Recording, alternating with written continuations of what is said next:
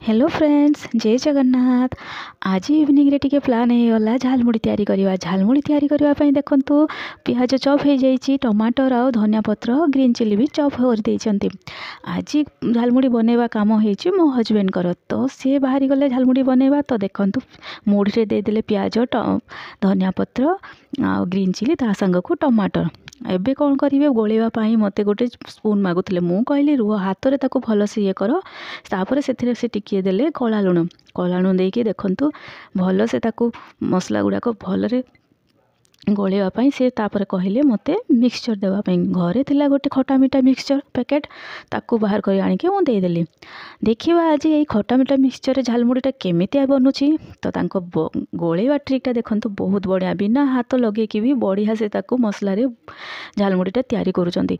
एबे कौन है ता ऊपर से टिके दे देले आचार। मु कहली आचार कौन पाई दउछ, से कहले आचार देले तार टिके खट्टाटियाटा टिके लागिवो।